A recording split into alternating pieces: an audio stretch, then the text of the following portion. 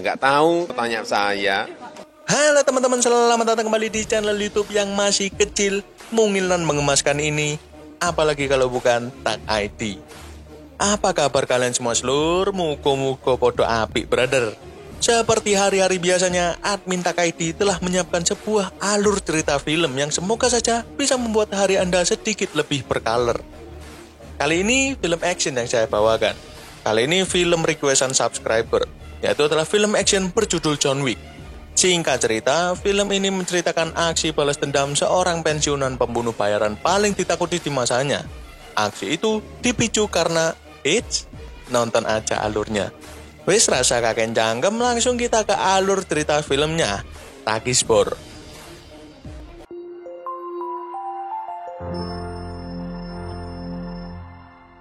Di awal film ditampilkan seorang pria gondrong yang tengah tertatih keluar dari mobil sembari menahan luka pada tubuhnya. Pria itu bernama John Wick. Sambil menahan rasa sakitnya, ia melihat sebuah video yang terdapat wanita di dalamnya. Itu adalah istri John. Film pun ditarik mundur. Istri John Wick kala itu telah meninggal. Semenjak kepergian mendiang istrinya, ia terus hidup sendirian. Kemana-mana sendiri, makan sendiri, cuci piring sendiri, dan lain-lain. Ia juga sering terbayang-bayang akan istrinya. Ia juga masih mengingat persis bagaimana perasaannya saat ia terakhir kali bertemu dan mencium kening istrinya sebelum ia meninggal. Tak lama, saat ia berada di rumah, datang sebuah paket yang berupa kandang anjing dan seekor anjing di dalamnya. Di sana juga tertera surat yang ditulis oleh istrinya sebelum ia meninggal. Tertulis bahwa John diminta agar menjaga anjing tersebut dan segera menemukan kebahagiaan, agar ia tidak terus terpuruk dalam kesedihan. Sejak saat itu, John dan anjing itu hidup bersama dan menjadi teman sejati.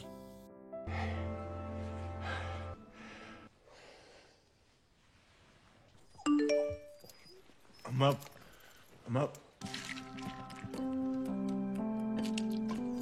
We'll grab you some Cuba later.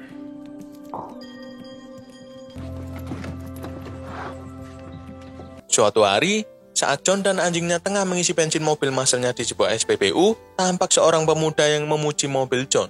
Setelah itu, ia menawar mobil tersebut. John mengatakan bahwa mobil itu tidak dijual. Karena balasan itu, pemuda tadi langsung memaki John dengan bahasa Rusia. Karena dikira John tidak memahami bahasa Rusia. Tetapi dengan sangat mengejutkan, John membalas makian itu dengan bahasa Rusia.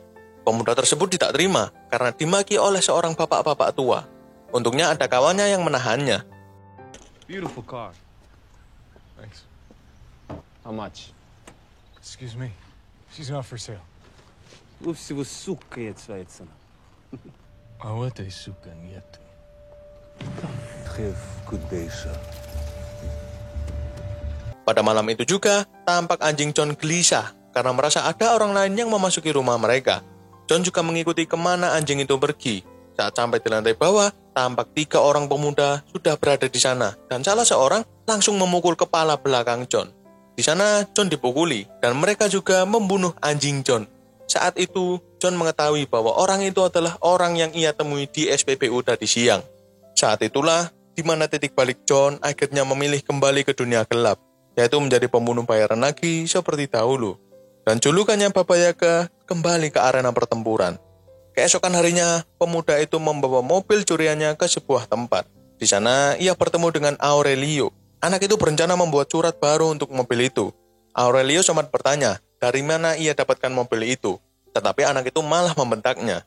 Aurelio yang sudah tahu bahwa mobil itu adalah milik John Wick, menolak untuk membuat surat baru untuk mobil itu. Mendengar itu, anak muda ini memaki Aurelio, dan mengatakan bahwa Aurelio tidak lebih dari seorang anak buahnya. Aurelio tidak terima dan langsung mencubit pipi pemuda tersebut, yang dimana pemuda tersebut adalah putra seorang mafia besar bernama Vigo. Aurelio menolaknya karena ia tahu kendaraan itu milik John Wick, seorang pembunuh paling ditakuti dan dihormati. Tak perlu waktu lama, John langsung mendatangi kantor Aurelio dan menanyakan apakah mobilnya sempat berada di sana. Aurelio menjawab iya. Tak selang berapa lama, Aurelio ditelepon oleh Vigo dan menanyakan kenapa ia memukul anaknya. Aurelio menjawab bahwa anaknya telah melakukan kesalahan fatal. Ia telah mencuri mobil milik John Wick. Saat mendengar hal itu, Vigo seakan menyadari bahwa akan ada masalah besar yang menimpanya. I heard you struck my son. Because he stole John Wick's car, sir, and killed his dog. Vigo juga sadar bahwa John Wick akan mengejar putranya hingga mampus. Vigo langsung menelpon putranya untuk bertemu di apartemennya. Di sana, Vigo langsung memukul anaknya karena telah asal mengambil kendaraan orang yang tidak ia kenali. Di sini kita bisa ketahui anak itu bernama Joseph. Joseph mengatakan bahwa ia hanya mencuri mobil dari seorang pria tua biasa. Vigo langsung mengatakan bahwa mobil yang ia curi adalah mobil milik John Wick, pembunuh paling disegani seantero jagat. Ia pernah membunuh 3 orang hanya menggunakan pensil. Dan kini, Joseph telah membangkitkan Baba Yaga dari tidurnya. That's a nice jacket. The fucking nobody? That fucking nobody is John Wick. Well, John wasn't exactly the boogeyman. He was the one you sent to kill the fucking boogeyman. And then my son, a few days after his wife died, you steal his car and kill his fucking dog. Karena Vigo tahu bahwa John Wick tidak akan memberikan ampun pada anaknya, ia langsung menghubungi John Wick dan meminta untuk berdamai dan saling memaafkan. Tetapi John Wick hanya bisa diam dan langsung menutup teleponnya. John Wick langsung membongkar kotak yang sudah ia kubur dalam rumahnya. Kotak itu berisi semua persenjataan yang ia gunakan semasa bertugas. Dan kini, monster yang tertidur sudah kembali. Karena merasa terancam, Vigo mengirim beberapa pembunuh ke rumah John Wick. Di sini, semua cerita yang diceritakan oleh Vigo benar terjadi. John membunuh mereka tanpa ampun, dan skill yang dimiliki oleh John jauh di atas rata-rata. Semua tembakan yang ia lakukan pasti mengenai sasaran.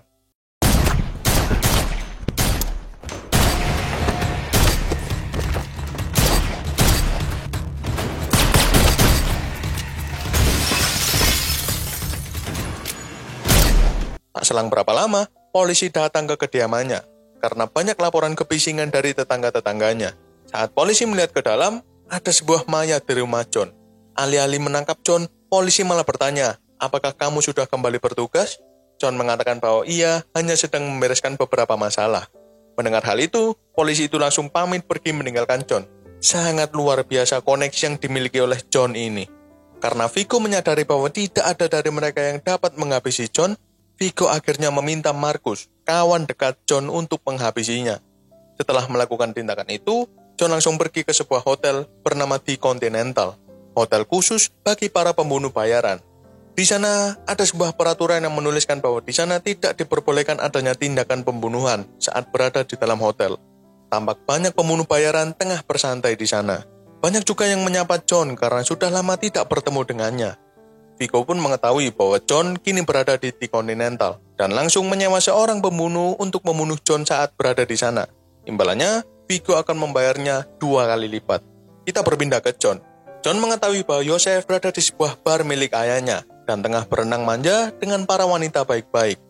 John sudah menyiapkan semua yang ia butuhkan, seperti senjata, rompi anti peluru, pisau lipat, dan kuku bima anggur. Saat sesampainya di sana, tanpa waktu lama, ia langsung beraksi dan membunuh semua penjaga yang mengawal Joseph. Kembali lagi ditampilkan betapa piawainya John dalam urusan menghabisi musuh. Ia dapat menghabisi siapa saja dalam waktu sekejap. Fuck you, motherfucker. Where's Joseph?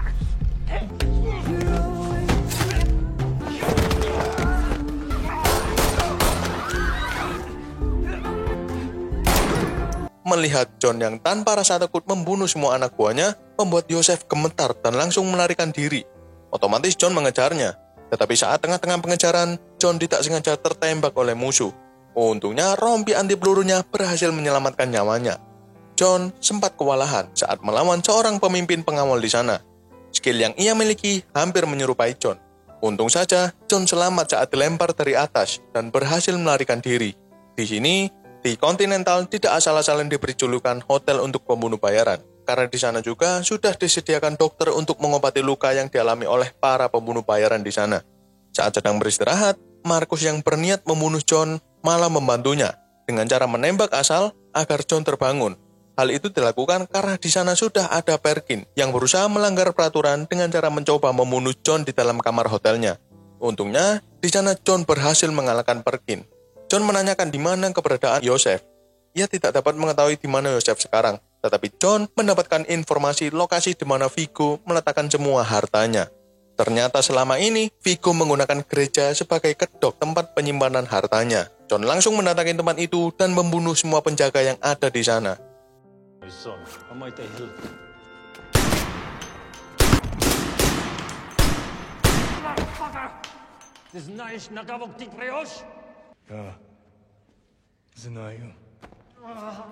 Saat sudah berada di dalam berangkas, John mengumpulkan semua barang berharga milik Viggo dan membakarnya saat itu juga. Hal itu bertujuan agar Viggo keluar dari persembunyiannya. Dan benar saja, tak selang berapa lama, Viggo datang ke sana untuk mengecek keadaan. Naasnya, John sudah berada di sana dan menghabisi beberapa anak buah Viggo. Aksi dor-dor epik pun ditampilkan.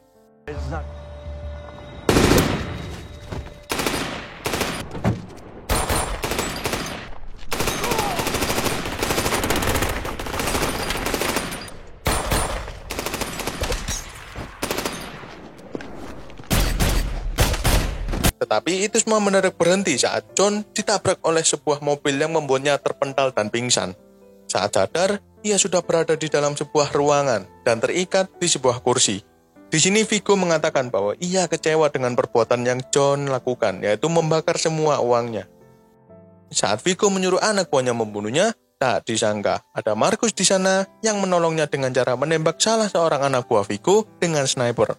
Alhasil, John berhasil menyelamatkan diri dan menghabisi anak buah John yang satunya lagi. John yang berhasil lolos langsung mengejar Viggo. Dan singkat cerita, John berhasil mendapatkan Viggo. John memaksa Viggo untuk memberitahukan keberadaan anaknya sendiri. Viggo yang merasa ketakutan memberitahukan kepada John di mana lokasi Joseph kala itu. Tak pakai banyak cincong, John yang sudah menggunakan sniper berhasil menghabisi para penjaga di sana dan juga menembak kawan Joseph. Joseph yang berusaha melarikan diri, tidak ada jalan keluar. Semua mobilnya telah diledakkan. Alhasil, ia berhasil tertangkap, dan ia langsung dihabisi oleh John saat itu juga. Karena tugasnya sudah tuntas, ia pergi meninggalkan The Continental dan bertemu sejenak dengan Marcus. Tak disangka-sangka, ada seseorang yang melihat pertemuan antara Marcus dan John. Viggo yang melihat itu, langsung berusaha menangkap Marcus, karena Marcus dianggap telah menjadi pengkhianat. Saat Marcus berada di rumah, ternyata Viggo dan anak buahnya sudah ada di sana dan langsung menghabisi Marcus saat itu juga.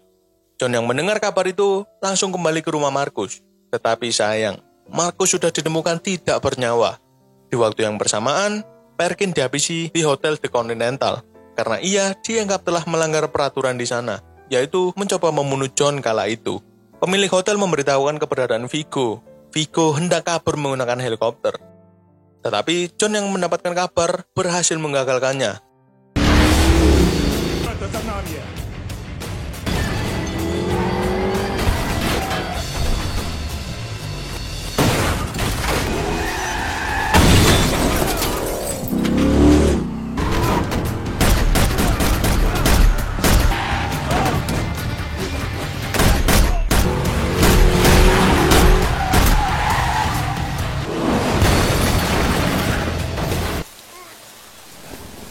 Singkat cerita, karena anak buah Viggo sudah habis dibantai, tersisa mereka berdua di sana.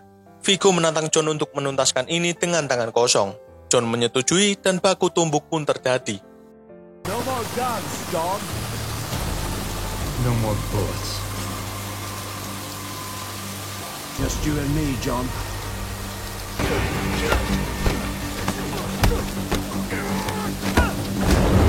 Saat tengah-tengah proses UFC, Viggo dengan sportif mengeluarkan pisau dari sakunya dan langsung menusuk John. Tetapi John bukan pria main-main. Ia langsung melawan dan kembali menusukkan pisau Viggo ke lehernya sendiri. Dan di sini ditampilkan scene di awal film tadi. John langsung bergegas ke sebuah toko obat dan membersihkan lukanya menggunakan cairan alkohol. Di sana ia juga mengambil seekor anjing bersamanya. Dan di sini alur cerita film John Wick Chapter 1 pun tamat. Keren gak sih? Aku ngerasa keren gitu habis nonton film ini. Kayak rasanya wibawa seorang pria itu gak perlu banyak ngomong, tapi tindakan yang berbicara. Film dengan adegan action dan piu-piu yang sangat memanjakan imajinasi kita ini patut diacungi jempol. Sekian dulu video untuk kali ini. Terima kasih buat kalian yang sudah menyempatkan waktu untuk menonton video ini sampai habis. Seperti biasa, saya Admin Takaidi pamit undur diri. Tetap letakkan semangat dalam diri Anda dan see you on the next video. Bye-bye.